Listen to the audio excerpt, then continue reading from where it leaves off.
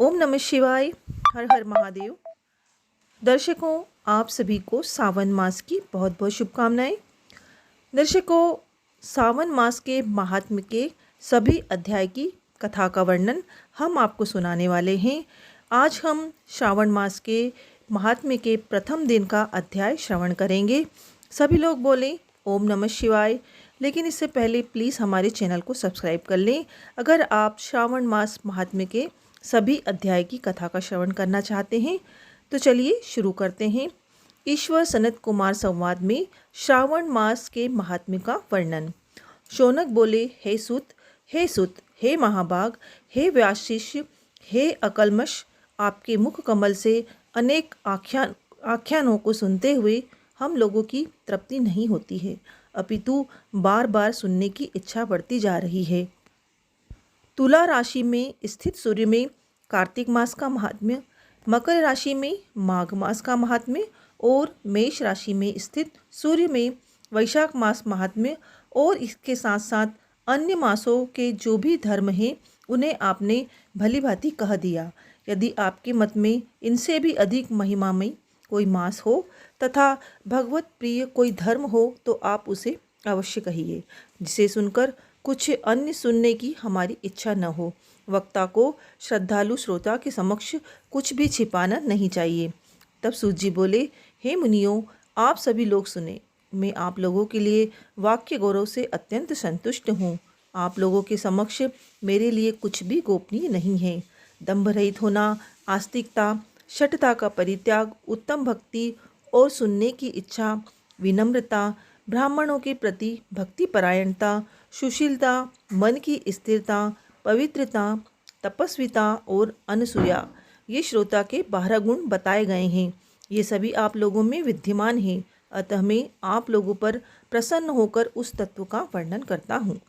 एक समय प्रतिभाशाली सनत कुमार ने धर्म को जानने की इच्छा से परम भक्ति से युक्त होकर विनम्रतापूर्वक ईश्वर भगवान शिव से पूछा। सनत कुमार बोले, योगियों के द्वारा आराधनीय चरण कमल वाले हे देवों के देव, हे महाभाग, हमने आपसे अनेक व्रतों तथा बहुत प्रकार के धर्मों का श्रवण किया, फिर भी हम लोगों के मन में सुनने की अभिलाषा है।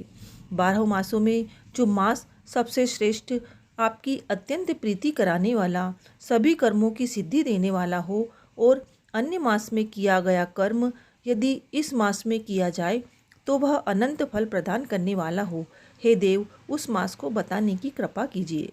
साथ ही लोकानुग्रह की कामना से उस मास के सभी धर्मों का भी वर्णन कीजिए। ईश्वर बोले, हे सनत कुमार, मैं अत्यंत गोपनीय भी आपको बताऊंगा। हे सुव्रत, हे विधिनंदन, मैं आपकी श्रवण इच्छा तथा भक्ति से प्रसन्न हूँ।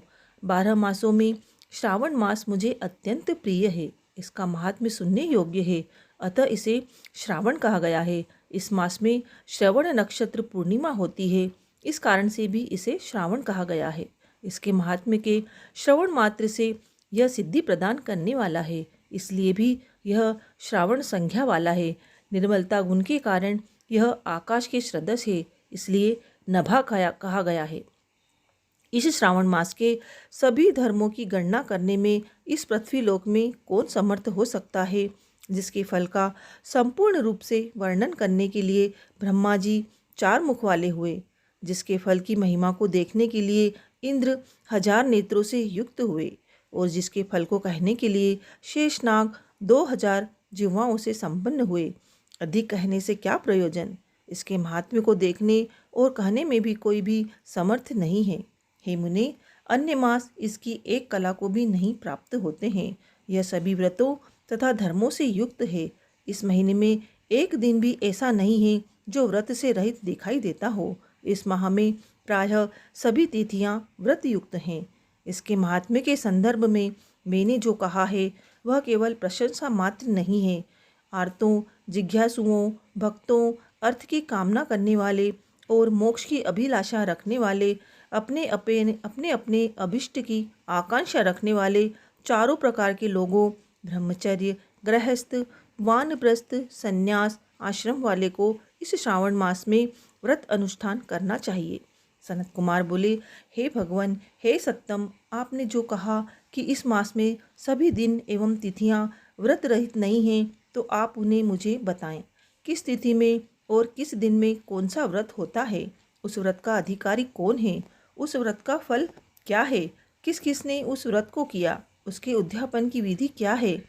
प्रधान पूजन कहाँ हो और जागरण करने की क्या विधि है? उसका देवता कौन है? उस देवता की पूजा कहाँ होनी चाहिए? पूजन सामग्री क्या क्या होनी चाहिए और किस व्रत का कौन सा समय होना चाहिए? हे प्रभु, वह सब आप मुझे बताएं। यह मास आपको प्रिय क्यों है? किस कारण वह पवित्र है? इस मास में भगवान का कौन सा अवतार हुआ? यह सभी मासों में श्रेष्ठ कैसे हुआ? और इस मास में कौन कौन धर्म अनुष्ठान के योग्य हैं? हे प्रभु, यह सब बताएं। आपके समक्ष मुझ अज्ञानी का प्रश्न करने में कितना ज्ञान हो सकता है, अतः आप संपूर्ण रूप से बताएं। हे कृपालु, मेरे पूछने के अतिरिक्त भी जो शेष रह गया हो, उसे भी लोगों के उद्धार के लिए कृपा करके बताएं। रविवार, सोमवार, मंगलवार, बुधवार, गुरुवार, शुक्रवार और शनिवार के दिन जो करना चाहिए, हे विभो, वह सब मुझे बताएं। आप सबके आदि में आविर्भूत हुए हैं, अतः आपको आदि देव कहा गया है।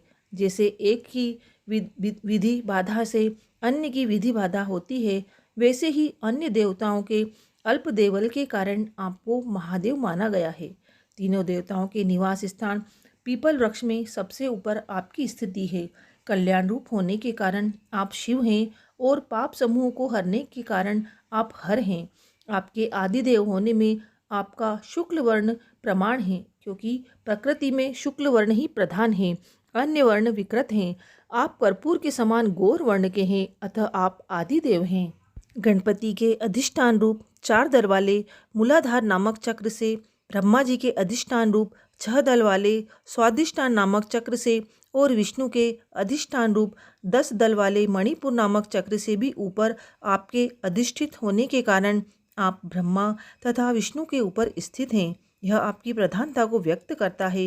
हे देव, एकमात्र आपकी ही पूजा से पंचायन पूजा हो जाती है, जो कि दूसरे देवता की पूजा से किसी भी तरह संभव नहीं है। आप स्वयं शिव हैं।